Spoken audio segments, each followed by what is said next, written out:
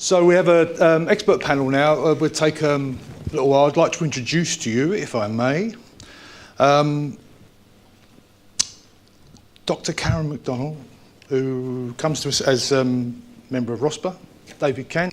Finally, Dr. Shaun Lundy, who we know from Mythbusters. So I'd like to open, if I may, by asking you an open question. And I wanted to start with David here on with the introduction of the worker height regulations back in 2005. Sorry. We're on. How do you feel that has affected general worker height in the workplace and how people are working? When it first started? Well, it was a consolidation of a number of pieces of working at height law, which made it easier and simpler for employers to understand. So now that the working at height means all employers must take reasonable practical steps to prevent a fall. Okay, a key part of the is the hierarchy of control measures, which is where the equipment side of things comes in. So working at height is to avoid working at height if you can. If not, it's the control measures then for protective measures, where you've got the equipment selection, which is handrails, step ladders, mutes and things like that. If a fall can't be prevented, you put measures in place that mitigates the risk and the consequences of a fall. So that could be lanyards, netting and things like that. Around the time when the working at height regulations came in, the HSE made it was the birth of the ladder ban. People understand the ladder ban? So it's so much so that the HSE had to go onto TV and explain about why ladders aren't banned and explain how easy the working at height regulations are to understand for employers. 2 years after that, the fire brigade came under trouble as well because they were getting calls, the HSE were getting calls about the fire brigade. They couldn't use their ladders because they were banned to put house fires out. It didn't help matters that a fire officer said to his crew, you can't use your steps to fit fire detection systems in people's houses. So the myth is still there today from then. Yeah. I mean, I joined the Mythbusters back in 2012. I don't know if you remember, if you go back to 2010, 2011, there were a lot of negative stories about health and safety in the press. And health and safety was being used, if you like, as a bit of a political vehicle to get a message across. But what's interesting about that, and just following on from what David was saying, that even in 2012 and right up to recent days, in fact I'm still on that panel, it's still functioning, we still get the myths about ladders coming up frequently. Now, it's very interesting because, of course, there was a report commissioned by the HSE in 2007, 2 years after the implementation of the regulations, which the HSE were very keen to show the benefit of the regulations, of course, so they wanted some research to show that it had some impact. And the research was relatively positive. It did show that it was beginning to improve standards and reduce ladder-related incidents, in particular fatalities. And we can see that now because, of course, we can see that the number of fatalities has reduced, but it's obviously no reason to be complacent on the issue. There is a tendency, I think, when things come in like this for people to become overly risk-averse and for people perhaps to use these things as an excuse for other reasons. And I think this is probably where the myth around ladder use came in. People just think, well, actually, that's a good reason for me to say I'm not doing that, or to dig my heels in and be risk-averse, perhaps for other reasons. But sometimes for good reason as well. And I think this is an interesting discussion around the use of ladders because obviously they have a very important part to play in industry. The HSE has made it very clear that there's no intention to ban the use of ladders. They completely understand that they need to be used. But of course, we all want to use them safely. We want to make sure people can have safe access without suffering injury. That's the key goal here. So that debate's a necessary one to have, I think, to try and unpack that. Karen, can I ask you, I mean, Don touched on it this morning about when you go from work to home and you don't suddenly, lose 30 kilos. How do you feel the work at height regulations have affected domestic use as well as industrial use? Just to put things in context from a RoSPA perspective, I mean, hugely supportive of the sort of regulatory framework and getting things right in the workplace environment. Our mission vision is freedom from serious accidental injury, and on a daily basis I get an update telling me what's gone wrong in the world of work, and a lot of that relates to falls. We have a sort of 24/7 approach to health and safety. So our approach is along a whole person, whole life, and the challenge for us is to see the data, and it is all about the data. Yes. The data for what happens outside work isn't quite as easy to collate. However, our involvement with the Ladder Association is to get people to adopt the principles and practices they would develop in the workplace environment and take those home with them. And really it's all about exchanging life-enhancing information around and about the topic from a very holistic perspective. And the speaker from Bayes earlier, I was scribbling, and again I was paying attention, you know, but we've mentioned risk assessment a couple of times, and I thought these product safety incident plans, you know, there's a lot of commonality between what different agencies are expecting of organisations, and then really I almost feel it falls to RoSPA to start encouraging people. In fact, we do think about the life course, you know, we mentioned cradle to grave, you know, but that whole person, whole life, because as individuals we need to be sustainable.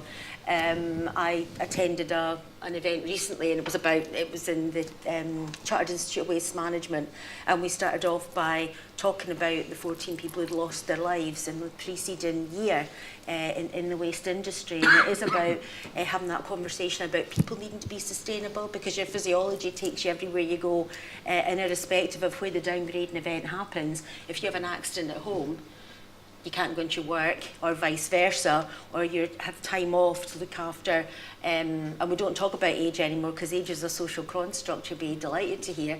It is all about us at RoSPA working with yourselves to just tease out more information about what's gone wrong and how we can prevent it happening again. I picked up this before I left the office, you know, ladder related or working at height related incidents are still very prevalent. So whilst there has been an improvement in standards at RoSPA, we're all about the individual, and you're going to hear individual stories later on, and that's what really resonates over and above there being a regulatory framework, I believe.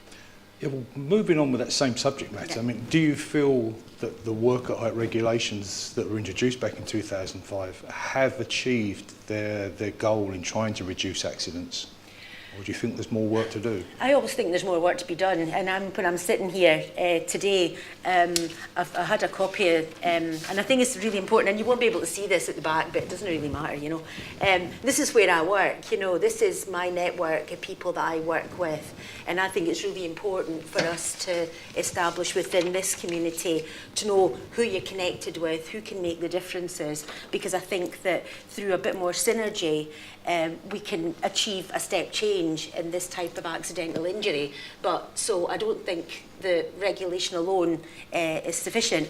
The ISO 45001 was launched last week, and a colleague of mine, Cathy Seabrook, who has been involved since minute one with the development of the new standard, said if it's not documented anywhere, it's a rumour. And I think, you know, the people who are having accidents and where the work at height regulations aren't working, we need to get them to share more information. There was a BOMO report in 2003, and again, it's and if I get too excited, I'm from Scotland, you know, and what happens is, and you'll know, Peter's not here, you know, the more excited we get, the faster we talk, you know. So if I get too excited and you can't work out what I'm saying, just get me to quieten down a little bit, you know. The BOMO report, you know, it said, again, they had 4 environmental influences, 7 policy level influences, 12 organisational level influences, and 13 direct level influences, all documented as a consequence of this piece of work. And I just think we need to get better at meeting the challenge of these influences, because each of those, and my maths is rubbish, you know, but there's about 40 of them, each of these influences impact on falls from height happening, and we need to understand more over and above the regulatory framework to make that happen, I think. Okay. I think if it was today, I mean, imagine if the work at height regulations hadn't been implemented, I don't think we'd get it in on the statute books today. No. So if you think about it from that point of view, it was, I'm personally very grateful to see that on the statute book. So, because if we didn't have it, I don't think we'd have the impact that we've had over the last sort of 10 years or so. But of course, it's not a good reason to be complacent. And as Karen said, regulation has its part to play, but it's not the only answer to improving standards. I mean, it's definitely reduced the number of accidents, because under the old regulations, where the working at height side of things was the 2 metre rule that was in. A lot of accidents were happening because the definition of 2 metre rule on site was hard to agree. So when they changed it into the working at height regulations, any height now needs to be assessed. There's no height limit, even underground and above ground. So it's definitely made an impact. But I think a lot more training on site is required.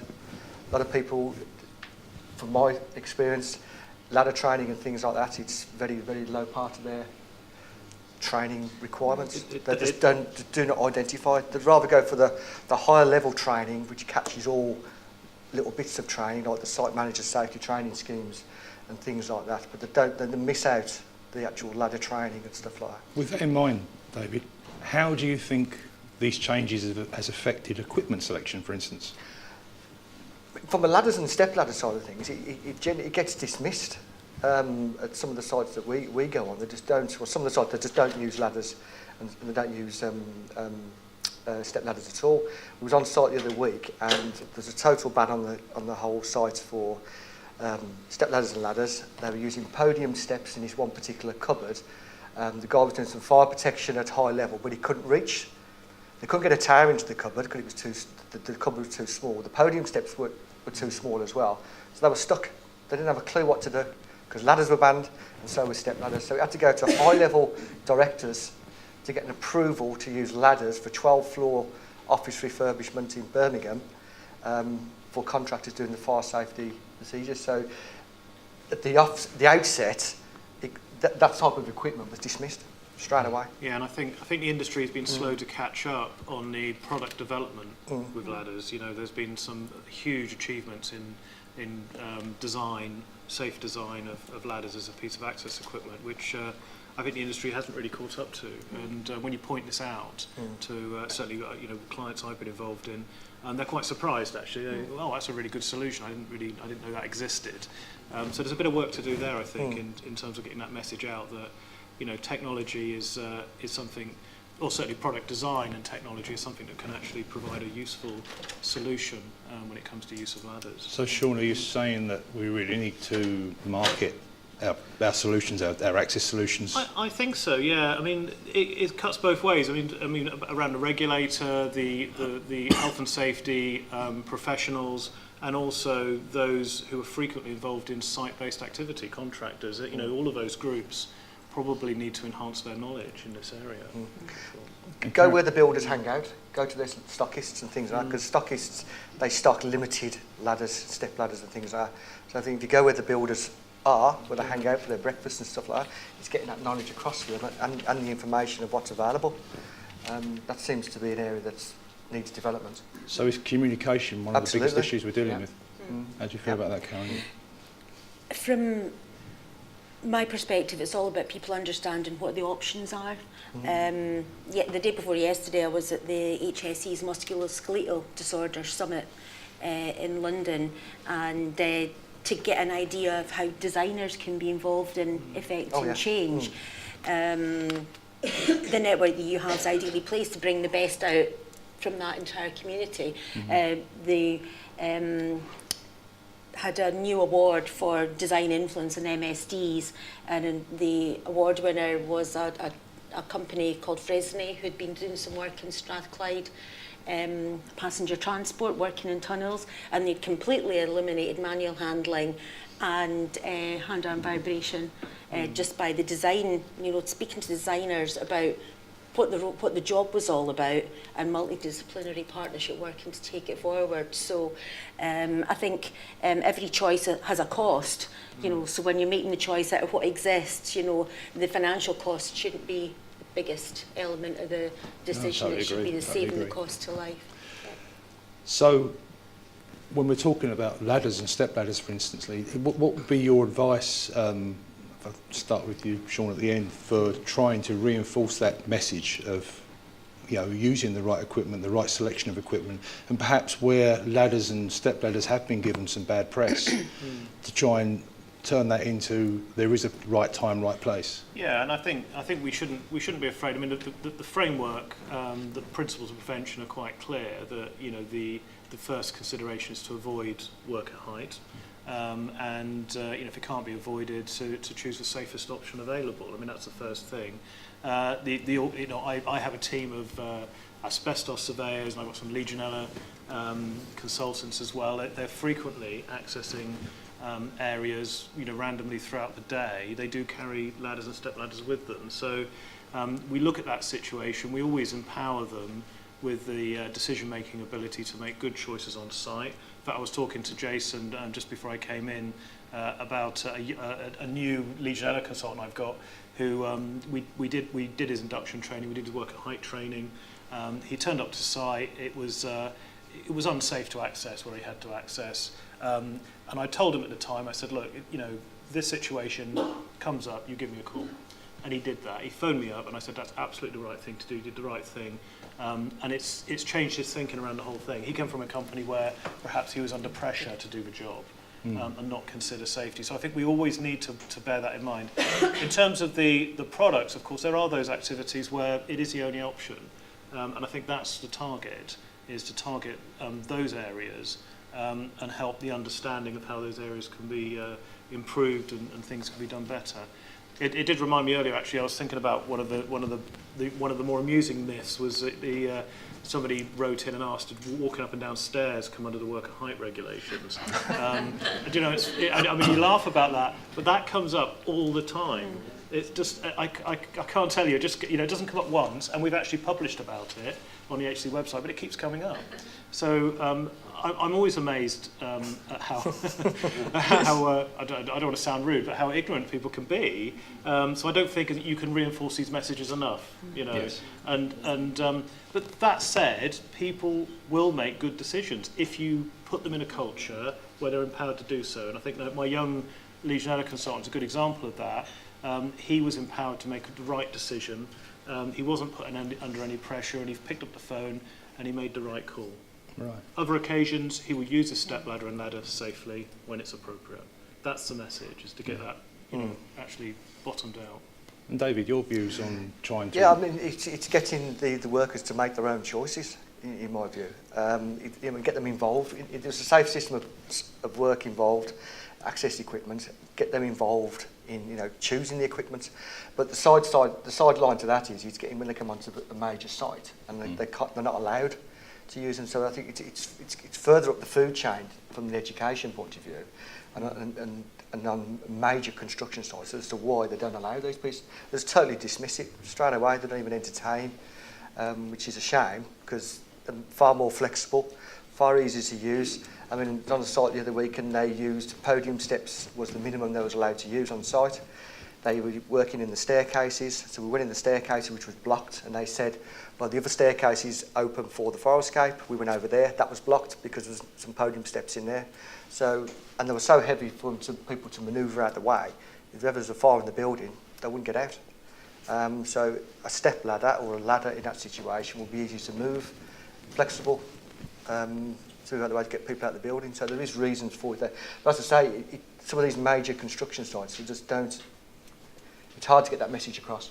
Yeah, I mean, Karen, if I can ask you, given that site manager, site supervisor training does encourage the right use of ladders at the right time, why do you think it is that we still have this underlying problem with ladders being selected for the right use on site? I've got a quote that I use quite a bit, and it's George Bernard Shaw. And the single biggest problem in communication is the illusion it's taken place. And I think that's the challenge that we have around these messages, because they're reinforced across our network. Practitioners, irrespective of their discipline, will reinforce it. But it's having the freedom, and again, the Bayes presentation, openness, anticipate to prevent, to reduce the frequency of safety. So that language is a language that just needs to be more clearly used. But then when someone does go on site and they can't do what you've said, the risk assessment, how it fits, there then has to be that element of dynamic risk assessment, so that people can judge and they know they can go back to their managers and supervisors. And I know that in RoSPA's response to the APPG inquiry that the Ladder Association has been instrumental in taking forward, was very much about considering management and supervisory level training. There's a lot of people want to have conversations about everything now, you know, so which is a great thing. I was looking at having a conversation with people about mental health, and then another conversation about musculoskeletal disorders, and I was saying we just want to teach people how to converse with each other around a range of topics, because the soft skills are quite often what's lacking in people. So I think managers and supervisors need to be equipped, and you mentioned the food chain, you know, they have to know where they fit in and where they can make a choice that's the right choice on behalf of the people that are working for them, that's going to reduce the likelihood of them being injured at work. Yeah, I agree. I mean, it's often said that the fact that you make a statement doesn't necessarily mean it's been heard. Yes. I think communication can often be that way when it comes to work, is that the powers that be will make a statement, but it's not heard. I think there's also that perception as well, because there's so many ladders and there's so many stories and cases where people do fall from ladders. There's a perception that people are scared to allow them onto the site, because they don't want to be dragged over the coals. But what do you think drives that? I mean, is it just a fear of because there's so many accidents, or? ladders and accidents that happen, but you know, you get the accident statistics of, what is it, 23% working from height falls, but how many of that percentage were from ladders or steps? You know, it could be right the way down the bottom. There are mixed messages as well. I mean, you know, so ladders and step ladders are used domestically. So, so the domestic area is a harder to reach group, as Karen knows better than I. And but there are mixed messages there, of course. You know, so they're in a domestic setting, they probably got a set at home. They're using them, and then they go into a work setting where they're getting the message that they're banned and unsafe. And this is a conflicting message.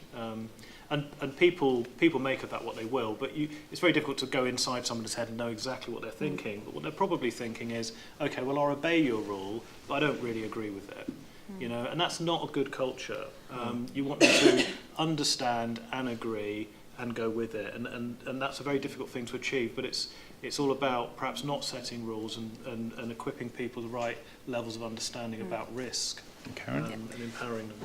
I think there's an important, and again in our response to the APPG, and I'm sure it has been picked up by others, is the really important thing around about sharing what's gone wrong in accident-related scenarios, so we can get to the bottom of it. So anonymised accident investigation, reporting and feedback, early intervention, where we've got young people understanding the risks. So when young people are coming in to the industry, irrespective of what the industry is, they become able to vocalise their concerns. And again, the example you gave there, Shaun, was absolutely perfect there.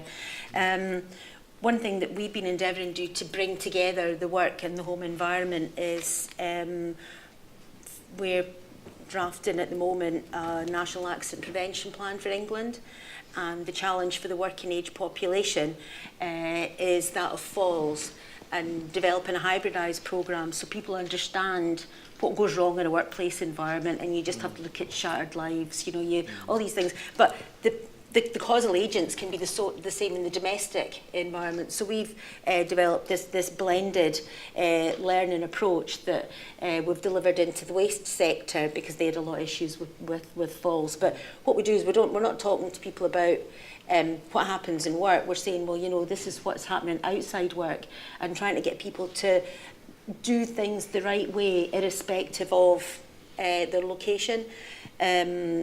a few years ago, there was a helicopter landed on the Clutha Bar, just next to the Clyde in Glasgow, and in amidst the whole devastation that was caused, one of the first people to go into the building was somebody who was first aid trained and whose organisation has said, carry a torch, you never know when you might need one. And I just think that for me, and it's difficult to find those wee nuggets, you know, and then you tend to use them, and then we've got some phenomenal people who are going to speak to us later on who are conduits for these messages. But it's about people doing things the right way because they understand the benefit it gives to them and the benefit it gives to society, because we think at RoSPA that if we could stop people falling from height, irrespective of whether they're at work or out of work, the impact that would have on our National Health Service and the impact it would have on society would be phenomenal, you know. So, and we're all working towards that end here. If you had the power to stop everything today and start tomorrow, how do you think your best advice would be?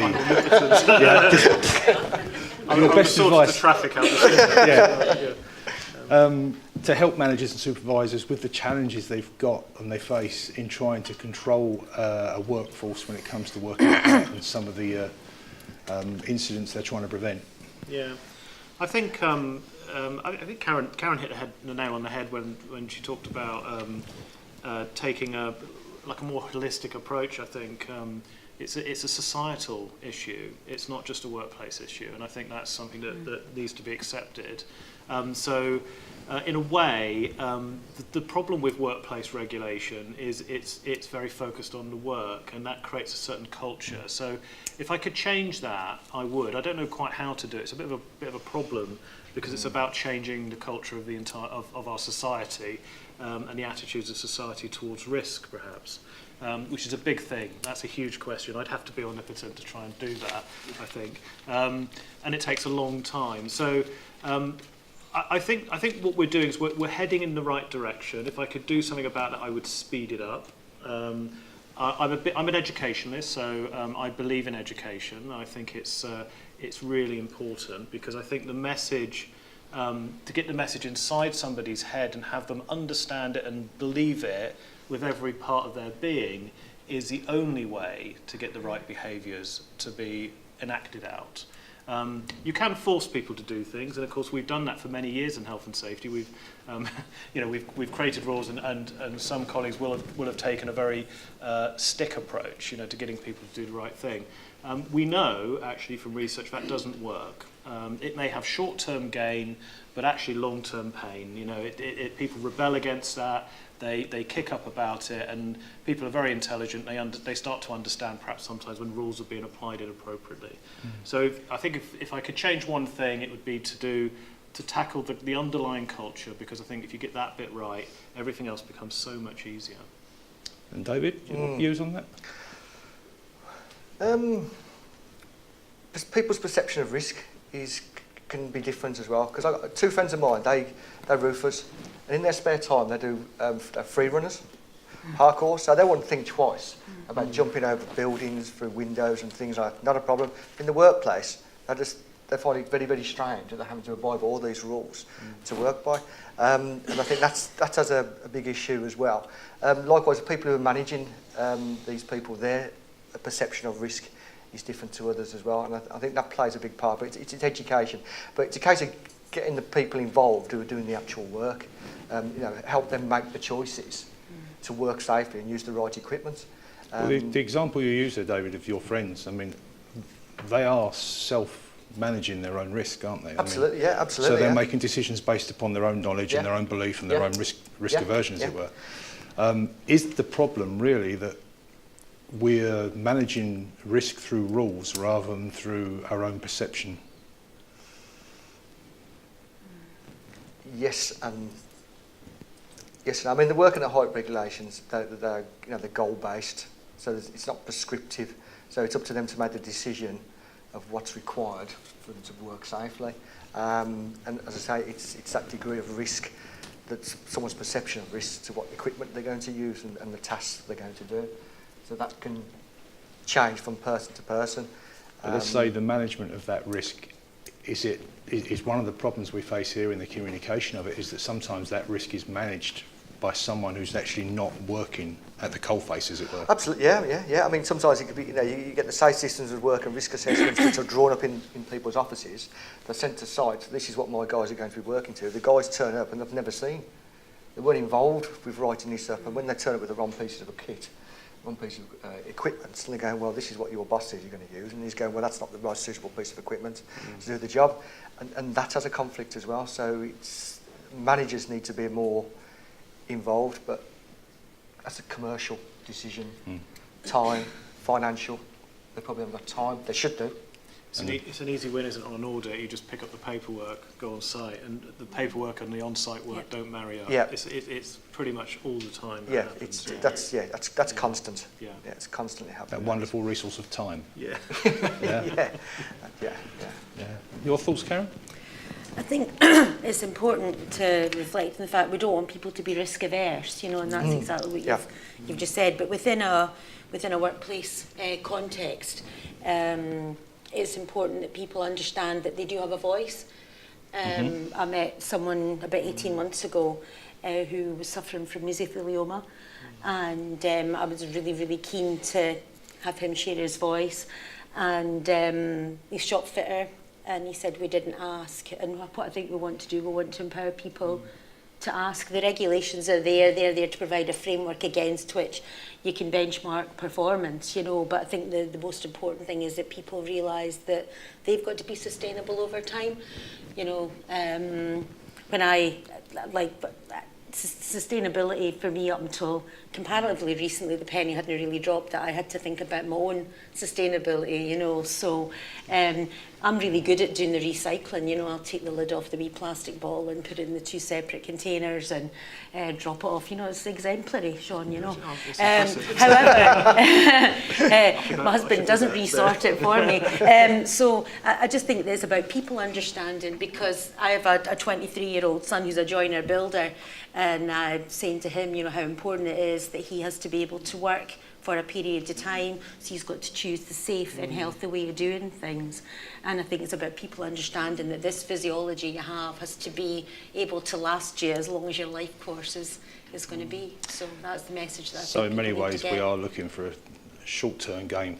It ends up being a long-term pain. Totally, Yeah. absolutely. I think the generation thing, it reminded me of something actually. I was in a room with a load of property managers the other day, and I felt very, very old actually. They were all incredibly young, having fairly recently graduated, and we were talking about lots of issues actually, and asbestos did come up. You mentioned mesothelioma, and I mentioned asbestos to them, and of course a lot of them really weren't that aware of asbestos as a hazard, and it really shocked me, because I just thought, well, that's a done deal. Everyone knows about asbestos, but of course it isn't, is it? If you're a young person, the work height regulations came in 2005, and lots has happened since then. We all just assume everyone is sort of aware of all this stuff, but there's a whole new generation of people coming into the workplace and into society generally, and becoming proper grown-ups who don't fully understand these risks.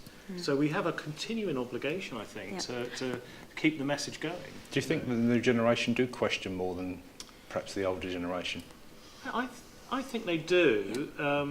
I think there's a whole thing. I've got children who are millennials, in their 20s and one in his 30s, and I've got a 9-year-old, my 9-year-old, as they say a lot about that generation, Generation Z, I think they call them. They're very much into technology. So for him, technology is going to provide the solution. So he's pretty convinced he's going to have a robot friend, and that robot friend's going to be doing all his work for him, and he's going to have all the time in the world to play on his PS4. So that's his thinking. And I think that will come into the workplace eventually, and it's very different to the way perhaps my generation thinks. So it's going to change. How about you, Karen? I manage a national committee on behalf of RoSPA, and we conducted some research about young workers, and very much looking at the impact of new technology, and we brought a whole lot of young workers together. And when you're saying about how they react in a workplace situation, the young workers that I met had changed the way because people say young workers are challenging. I would say that they're not challenging, they're just more prepared to ask what the questions are. And when we sat and we spoke to them, we found that the young workers had changed the way they had approached their managers, supervisors, because if they approached them in a challenging way, they very much got barriers put up, whereas if they approach them in an engaging way and had a conversation about, I don't know, learning about occupational health through experience and risk, you know, so risks to your skin, muscles, bone and joint, whatever it was, they'd actually recognised that they had to change the way they interacted with the people higher up the food chain to get the best result, so that they understood what they were facing as a consequence of risk in their environment. So the younger generation are perhaps getting it right. Yeah, Questioning our probably traditional that. work ethics. Yeah. We had a problem, perhaps. Well, that's good. What I'd like to do, if I may, is ask if anyone has any questions. Excuse me. Hello. Sorry, I might put this in the wrong words. It's fine when you've got large companies which are aware of legislation, put in training, etc., who will engage with the Ladder Association for people working at height, safe systems of work. But we see constantly contractors with ladders in poor condition that we know are going on site. What can you do? Because we all look at publications, HSE, and we can see all this information. They don't access that. They don't look at it. They probably don't even look at local trade publications. How do you target those people? Because they are the ones that are working unsafe and still getting in on site. Yeah, I mean, the area we do a lot of work in is residential property, and a lot of small contractors work in that area. A lot of them will use access equipment, ladders. My advisors are constantly picking up ladders that shouldn't be used and reporting this back. They are a very hard to reach group, and it's really interesting because the HSE are doing a piece of work at the moment on what they call blue tape. I don't know if you've heard of red tape being regulation. Blue tape is all other standards, if you like, that it presumably impose a burden on business. But the conversation I had with a guy called Jeremy Bevan on this, we were talking about these contractors. I said, well, we have a scheme to approve contractors, but we're trying to do it in a very unbureaucratic way, because I know there are a lot of contractor vetting schemes out there which are terribly bureaucratic. And one of the things we've picked up on is exactly this, the issue of ladders and equipment, and trying to get the message out there. But it's absolutely true. They don't really access this information. They don't go on the HSE website. You say, go on the HSE website. They say, what? What's the HSE website? They've got no idea. Go to the Ladder Association. You know, they won't engage with that material. So what we're trying to do is to do sort of very small ad hoc type training, get this information, slowly drip feed it into those difficult to reach groups. But I think it's a really wicked problem actually to try and get right, because that's actually where these accidents are going to happen. I think it's all about a consistency and approach. I think that they are the hard to reach. Yeah. The health risks, I was involved in a project called Health Risks at Work that's been taken forward across the UK by ARCO. And they started leaving information at pick-up points, you know, where you go to buy your PPE, where you go to pick up your new equipment. So the information was there at point of use, and the ARCO staff would just open the conversation with them and give them information. Now, you don't know how much of that was actually read, you know, because what you need then to do is do a study over time. But my big bugbear is people walking past something when they know it's not right. You know, so I'm sure you guys are the same, you know, but people send me a picture and say, you know, this is happening in Motherwell now, what have you got a press comment about it? And you've got people on a flat roof, they've got their high vis on, you know, but they're throwing the debris from the high roof onto the ground and members of the public going past, you know, so it's about that don't walk by. Make sure people recognise the value of being part of your supply chain. You know, so that you're the small contractor, so there's the ongoing likelihood that they will have work, you know, so it's that it perhaps falls to higher performing organisations to raise the standard across. But I'm not suggesting for 1 minute you're not entirely accurate in what you're saying, but it's about not walking by, it's about saying it's not coming on, this is how It's got to be done. And whistleblowing is on the increase actually. Yeah. So I know social media is not a popular subject at the moment, but it has a part to play in this area. And from what I understand, the HSE are getting many more. Everyone's got a camera on their phone. People are taking pictures, videos, sending it off to the HSE and saying, "Look what I just saw." So there is a general higher level of awareness amongst some groups in society. I think it is about contracts who just think, well, nobody's ever tackled me on this issue, you know. So there is, I think Karen's absolutely right. It's about sort of having that conversation, being able to tackle people. We spend a lot of time trying to tell our property managers to take this seriously and to do something about it. They tend to be a bit dismissive and just go, oh well, he's been working with us for years. You say, well, that's not the point. You know, you need to do something about this. It's your responsibility. So trying to get them to come up and face that responsibility is a big challenge, I think. Another point is that often the gentleman's question is that some of them are like subcontractors that have been employed by, say, a main contractor to go out and do the works, but they don't check what kit these guys have got. So there's a turn up on site, they pull the ladders out, do the work, faulty equipment, and it's the people who employ them, that's quite common these days in terms of contracted works. They don't check the food chain for what what kit they're using, which is an issue, which is not uncommon.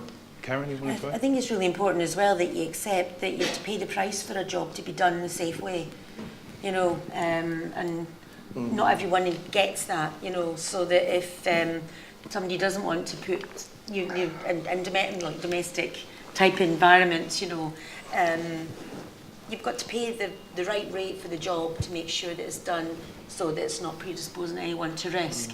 And I think that's and it's a whole business risk, because those small organisations that you highlighted there, someone having an accident in one of those organisations, there was a 78-year-old man fell off the scaffolding 10 days ago at work.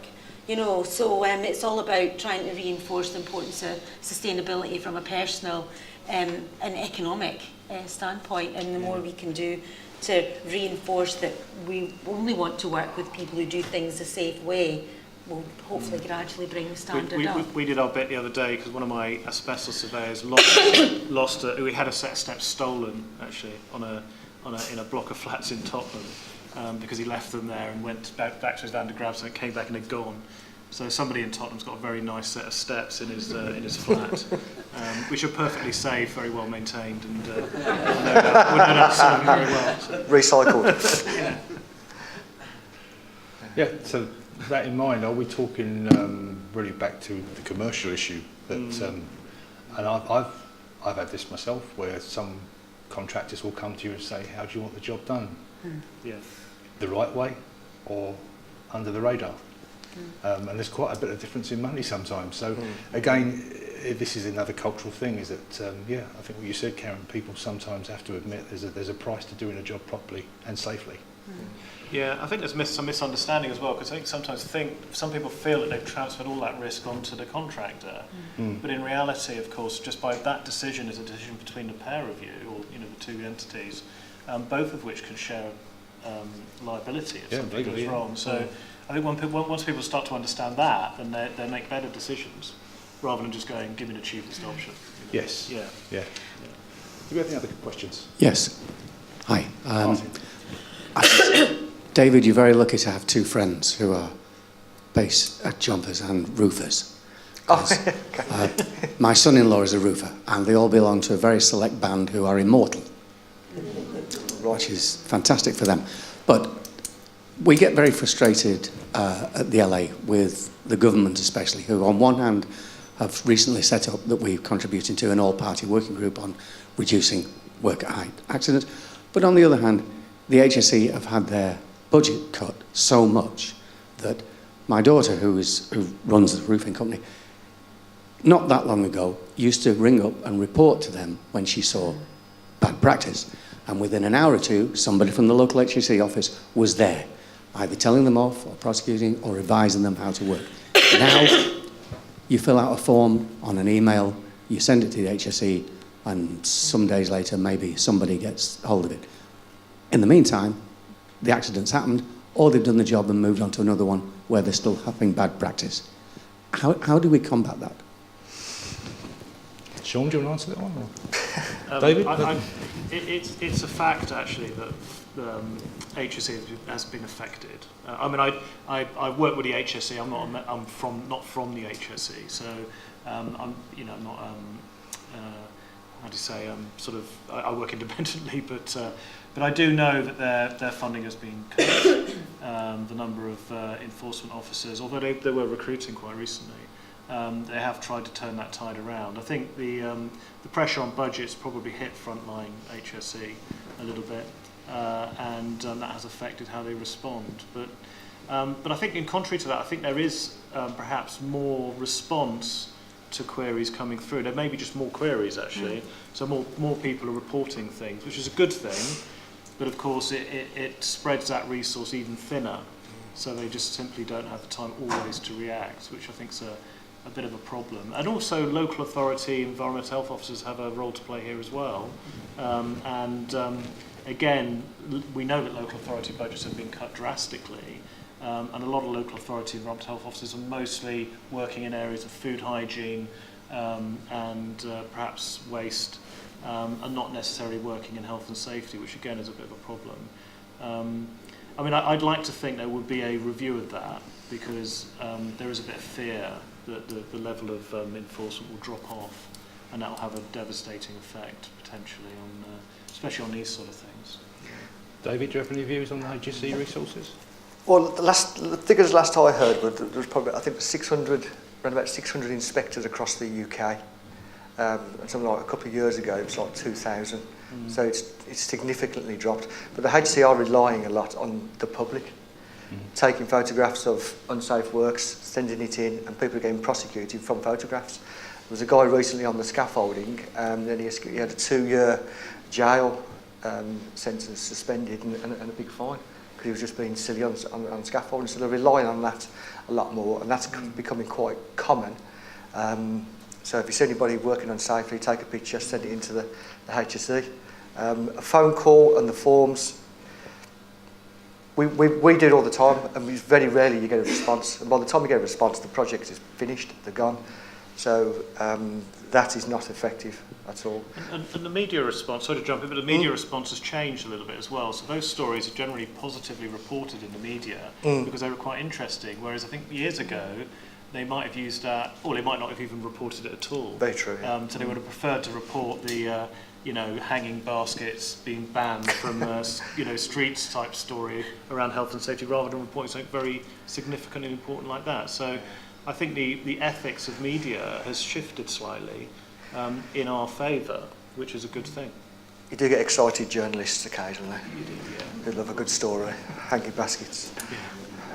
Karen, do you have any view on that at all? Well, in terms of resource, I can only know the resource, but the HSE are only one part of the picture. You know, that wee picture I showed you earlier, that's the partnership that works together, because the regulator has a role, but we all have a role, whether you work for RoSPA or whether you work for the Ladder Association, and it's all about increasing the conversation about what the challenges are. And I think you were quite right earlier when you said, regulation isn't going to be the way forward, because nobody's really liking regulation now, are they?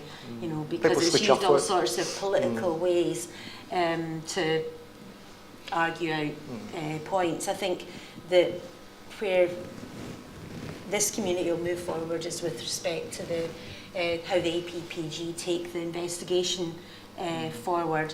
And as I mentioned earlier, the 64 responses, all these really interesting threads and ideas where we can perhaps create a community that do things differently around and about this topic. So whilst the regulator is underfunded, I think there is a real role there for us to start exchanging information. I don't know if it's appropriate to mention the No Falls Foundation, is it? No falls. You have I don't think any problem with no falls. We like no falls. Yeah. That whole looking to create toolkits and case studies and understanding perhaps the business benefits of getting this right, and the fact that we've all got a role. The regulator has a very specific role, and perhaps we've got to find new ways of communicating innovatively with them, and smartphones and that type of approach, because that's used in sort of high performing organisations. That's how they now manage their work. You know, RAG indicate things and send pictures and send them back, and you know, they build their data that way. So I think that the bringing together the No Falls Foundation and the outputs from the PPG inquiry will give us some really maybe fresh and new ways of understanding the role that we all play in stopping people falling. So now we're back to your original thing, which was communication again. Yeah. Yeah. Do we have any other questions, or is that it? One more, Mr. Ayres. Yeah, I'm going to make them on. That's fine. That's all. I think it was David touched on the hierarchy at the beginning, talking about avoiding, prevent and mitigate. Oh yes, yeah. Yeah, and that's in a regulation, but you know, are people taking it in not just as a regulation, but in a way about thinking about work at height? And then, really, how are people dealing with the concept of avoiding? Do we see that actually coming to Avoiding work at height. Yeah. Okay, well, a lot of that comes in from a different piece of legislation, CDM, Construction Design and Management Regulations, for designers to design out anything that needs maintaining in the future, not like light bulbs. But I say, well, why do we just stop ladders? Or we stop it. You know, put lights on the wall so people can reach them. I just think it's wrong in that regard. So, you know, work can happen at height, provided it's been managed properly with the right equipment. And that's my view. I would not rule it out. A lot of designers do. They think they've got to. And when we're in these meetings with designers and architects, we try and come up with a situation where it can be work can be managed. You know, people can put towers up, they can do steps, use ladders. Provided it's done properly, I don't see there's any issues. But yes, the hierarchy is there, which is a tool for them to use. With the protective measures and collective and things like that. So it's there for them to use. How they use it, like I say, sometimes it gets dismissed. Okay. Right, well, another question. Last one more.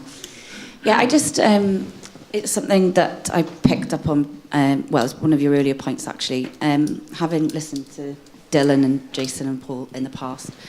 Something that stuck with me last time we were talking about a similar subject was what you were saying about the younger generation.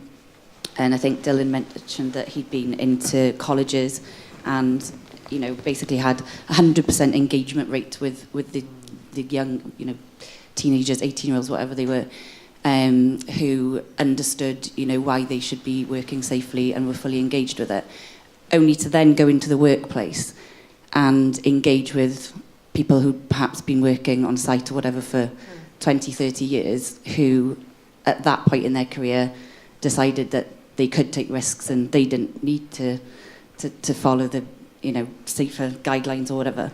And I'm just wondering whether, is that, do we need to somehow target those people who think, oh, well, I've been doing it for 30 years and I've never had an accident, rather than, well, I've managed somehow not to have an accident in 30 years working the way I'm working. So and is there a way to... Mental pressure, yeah? Yeah, well, to try and continue that good work and that education to make sure that it lasts through the career, rather than then sort of getting... what's the word that I want to use? Yeah, just getting interrupted by maybe other influences in the workplace. So they come in with the best of intentions, and it's how they get affected by their mentors at work. And yeah, whether it's pressure or they're just getting, or do it this way. It's quicker to do it that way. You know, how can we? Some of the traditional methods of work, perhaps, or the corner cutting that might take place.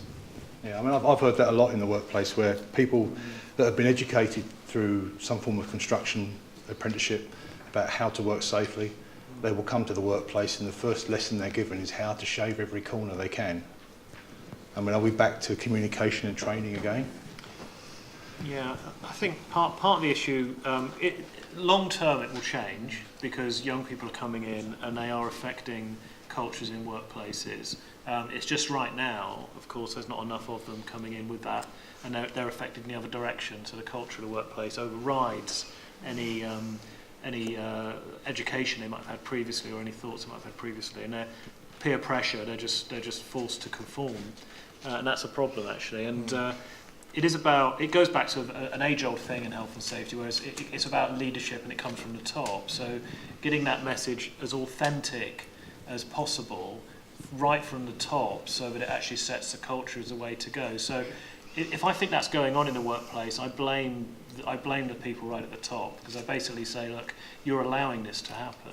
You might tell me that you think it should be done a different way, but that you're not authentic because you're not changing the behaviour in your workplace. You're the leader. You have an obligation to make those changes. So I think it does start there. I mean, David and Karen might have some other ideas about how to affect that change. Loads of strategies are in place to try and make it happen. It doesn't always work. We've had loads of campaigns in health and safety. I think it's an education thing. It just needs to be really, the message really needs to hit home. And there is nothing worse than just one person who's got a very rigid view. I've been working here for 30 years. I've never had an accident. All this is a load of nonsense, and that can really affect everyone else. It's toxic. So it's dealing with that toxicity and having the right leadership at the top. Get those two things right, and then you can get change. If you don't tackle those things, it's difficult. Your views on how we can leverage change? Yeah, I mean, it's getting middle management to agree with what you're saying there. I think middle management's got to believe in what comes from the top. Sometimes the leadership can develop from the middle management and the people on the shop floor. They're doing the work, they come up with the best ideas, the best solutions, and people at the top should drive it rather than actually dictate what they should be doing. So it's a two-way situation. It is a culture side of things, and the way people work and behave, and leadership does play a big role, but I think at the top is ideal, but also there's leadership in middle management as well. Yeah.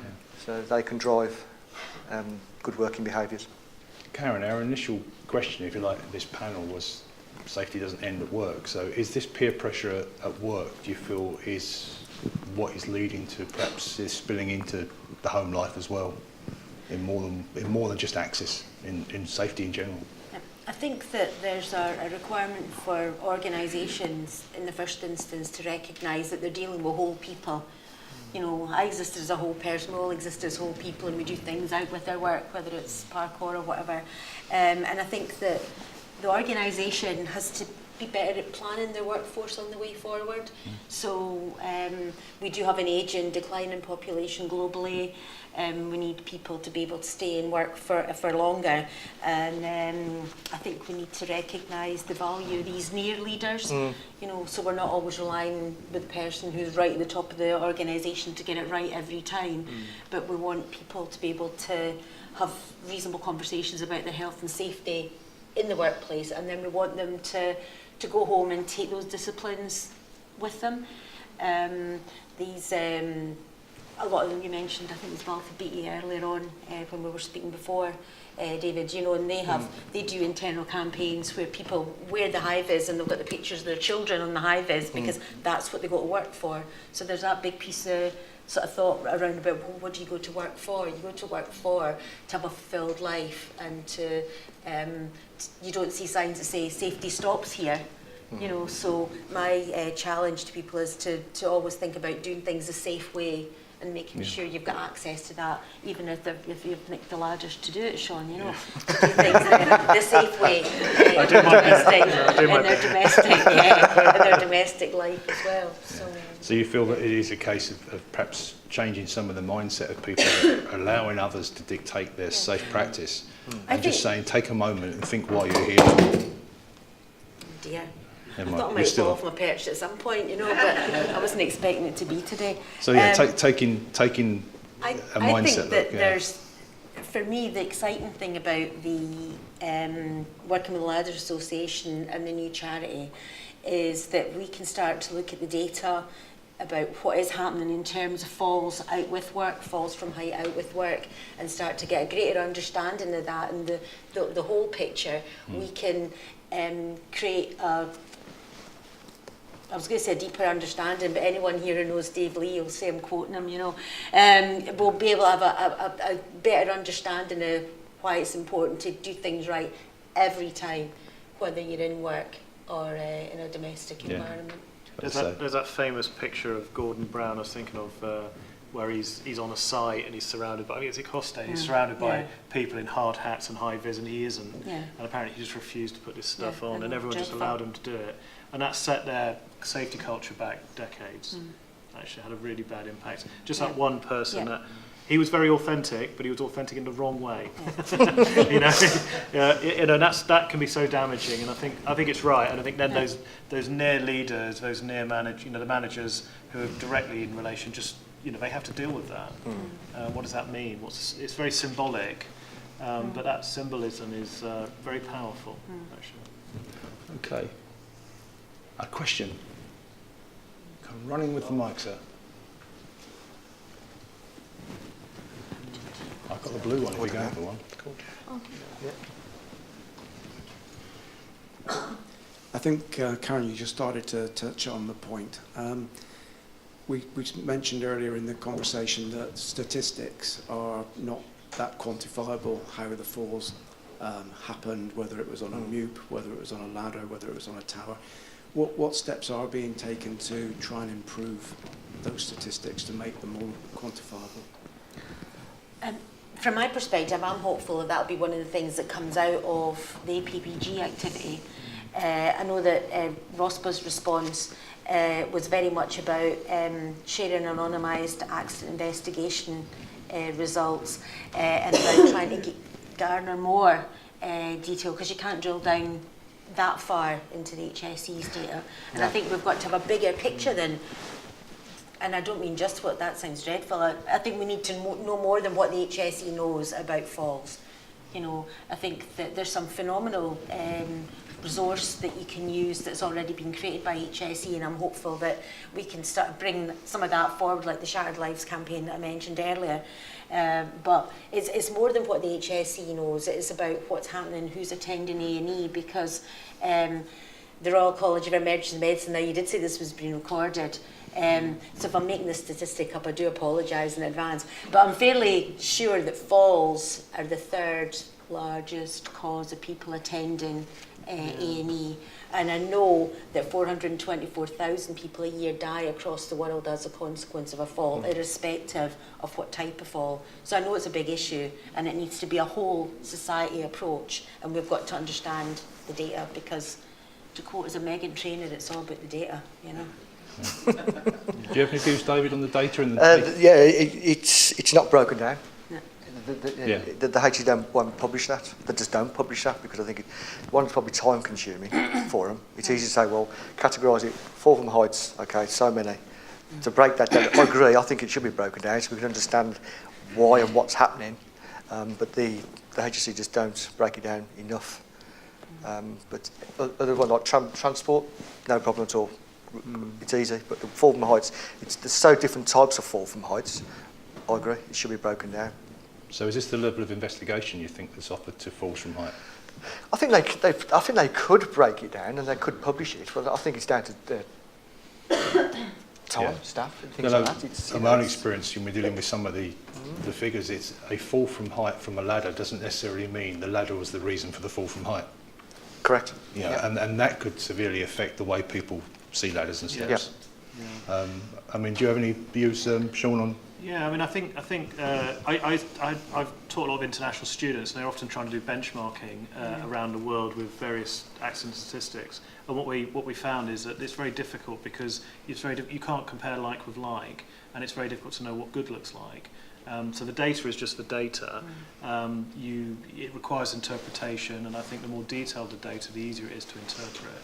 So I think this is a really good thing if we can get more detailed data, more information. Sometimes the story is important as well. So understanding what's gone on is very important. So that piece of data doesn't tell the story. It's just factual information. But actually, the story behind it helps us understand why things are happening and what we can do about it. So I think in the original research they did try to do that. I think it was systems concepts that did a load of interviews as well about regarding people who'd had incidents and how they'd sort of mitigated them, and that was actually quite useful. So more work like that would be good, I think, more research in that way. Karen? I just think we need to stop, and it's David Snowball who's with HSE still, and he talked about new people having old accidents, and that's what we need to stop, you know.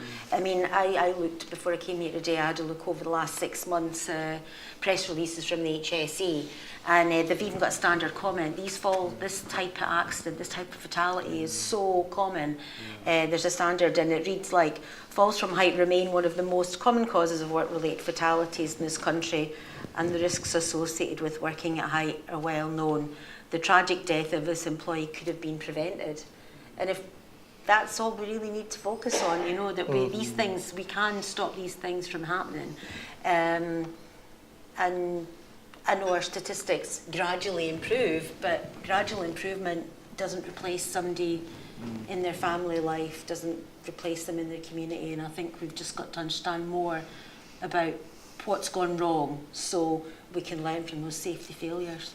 So more information would result in better judgment. I think so. Yeah. Yep. Any other questions?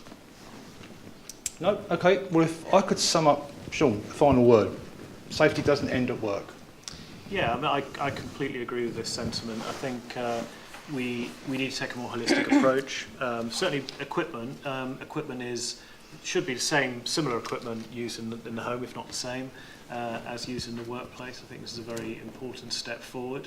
I think it's about empowering people to ensure that they've got the right information, the right knowledge to make the best decisions they can make on site, whether they're at work or whether they're at home. I think that's the key message here.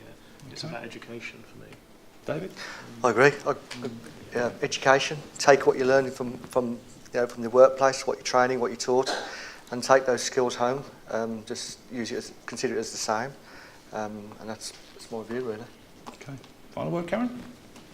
I think it's important to set a standard for yourself, irrespective of whether you're at work or at home, and to recognise the importance of reinforcing that on a daily basis. To feel that you can speak up, if either on behalf of yourself or some advocate for other people, where you think the set of circumstances they're in aren't ideal and might preclude them to a fall. And may I ask you a round of applause for our panel?